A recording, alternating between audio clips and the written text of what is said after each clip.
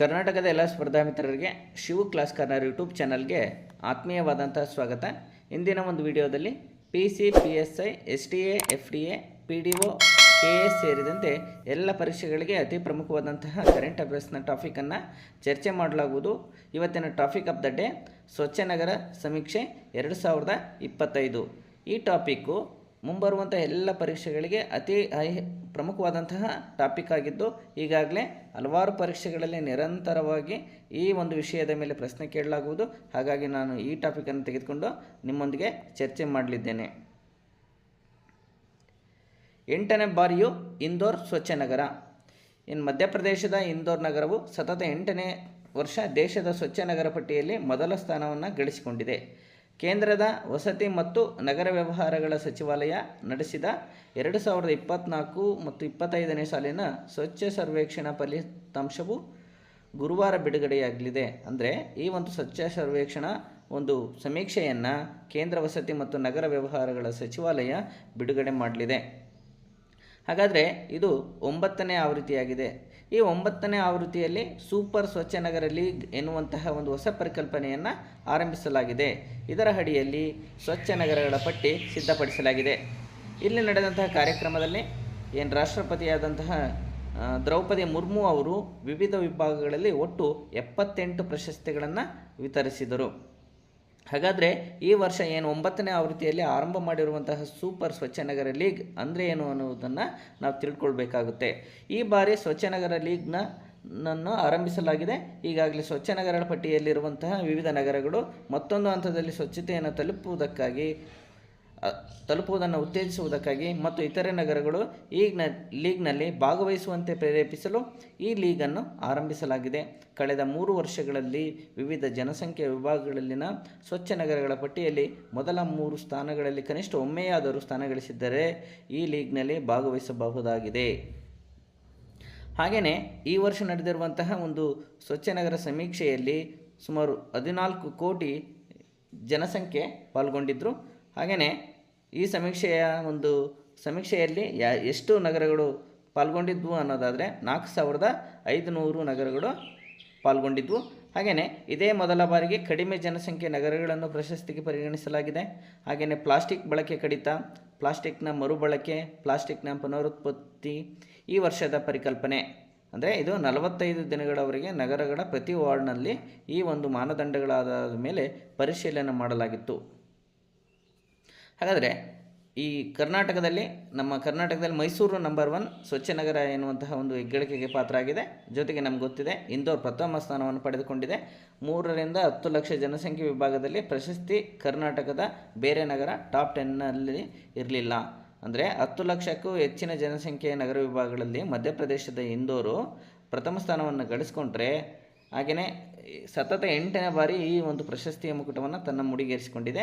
ಹಾಗೆಯೇ 3 ರಿಂದ 10 ಲಕ್ಷ ಜನಸಂಖ್ಯೆಯ ಸ್ವಚ್ಛ ನಗರಗಳ ಪಟ್ಟಿಯ ಮಾನದಂಡದಲ್ಲಿ ಕರ್ನಾಟಕದ ಭರವಸೆ ನಗರವಾಗಿರುವಂತಹ ಮೈಸೂರು 3ನೇ ಸ್ಥಾನವನ್ನು ಪಡೆದುಕೊಂಡಿದೆ.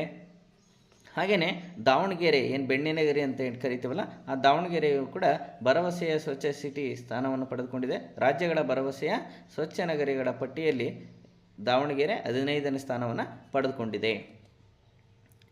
ರಾಜ್ಯಗಳ ಭರವಸೆಯ ಸ್ವಚ್ಛ ನಗರಿಗಳ ಪಟ್ಟಿಯಲ್ಲಿ ದಾವಣಗೆರೆ 15ನೇ ಸ್ಥಾನ ಪಡೆದಿದೆ.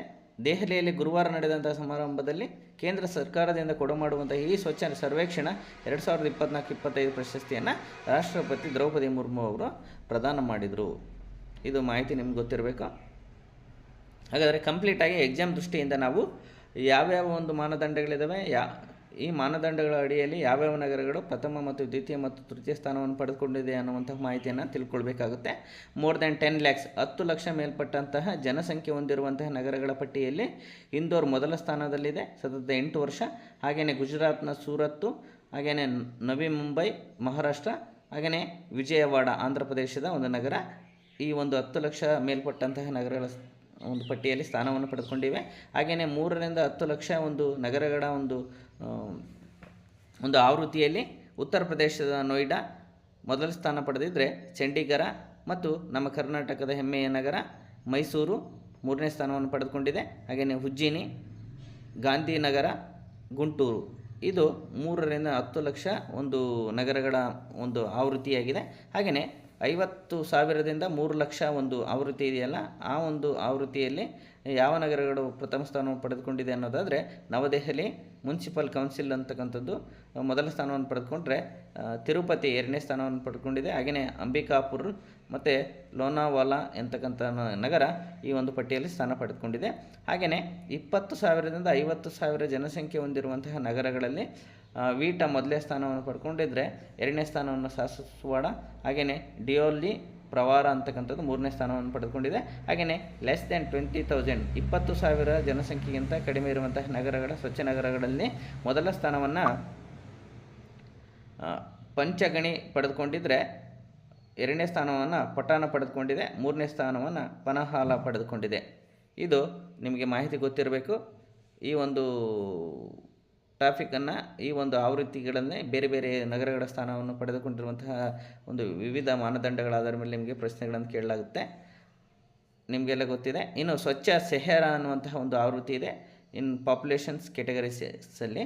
ಅಂದರೆ ಇದರಲ್ಲೂ ಸಹ 5 ಒಂದು ಕೆಟಗರಿಯಲ್ಲಿ ಪ್ರಶಸ್ತಿಯನ್ನು ನೀಡಲಾಗುತ್ತೆ. ಮೋರ್ ದ್ಯಾನ್ 10 lakhs ಒಂದು ಮಾನದಂಡದ ಅಡಿಯಲ್ಲಿ ಅಹಮದಾಬಾದ್, ಗುಜರಾತ್ನ ಅಹಮದಾಬಾದ್ ಒಂದು 10ನೇ ಸ್ಥಾನವನ್ನು ಪಡ್ಕೊಂಡಿದ್ದರೆ, 2ನೇ ಸ್ಥಾನವನ್ನು ಭೋಪಾಲ್ ಪಡೆದುಕೊಂಡಿದೆ, ಇನ್ನು 3ನೇ ಸ್ಥಾನವನ್ನು ಲಕ್ನೋ ಪಡ್ಕೊಂಡಿದೆ. 3ರಿಂದ 10 ಲಕ್ಷ ಜನಸಂಖ್ಯೆ ಹೊಂದಿರುವಂತಹ ಶಹರೆ ಸ್ವಚ್ಛ ಶಹರ ಎನ್ನುವಂತಹ ಒಂದು ಆವೃತ್ತಿಯಲ್ಲಿ ಮೀರಾ ಬಯಾಂದರ್ ಮೊದಲನೇ ಸ್ಥಾನವನ್ನು ಪಡೆದುಕೊಂಡಿದ್ದರೆ, ಬಿಲಂದರ್, ಜಮ್ಶೆಡ್ಪುರ 2 ಮತ್ತು 3ನೇ ಸ್ಥಾನವನ್ನು ಪಡೆದುಕೊಂಡಿದೆ.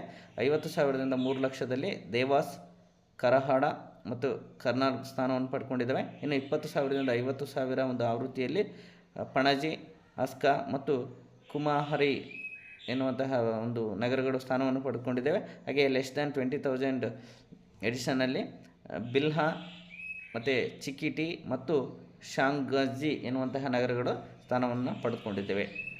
ಇದು ಸಂಪೂರ್ಣವಾಗಿ ಪರೀಕ್ಷಾ ದೃಷ್ಟಿಯಿಂದ ನಾನು ಈ ಒಂದು ಸ್ವಚ್ಛ ನಗರ ಸಮೀಕ್ಷೆಯನ್ನು ಚರ್ಚೆ ಮಾಡಿದ್ದೇನೆ. ಹಾಗಾಗಿ ಈ ವಿಷಯಗಳನ್ನು ನೋಟ್ ಮಾಡಿಟ್ಕೊಳ್ಳಿ.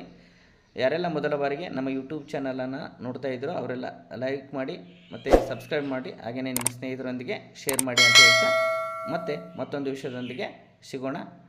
ನಮಸ್ಕಾರಗಳು.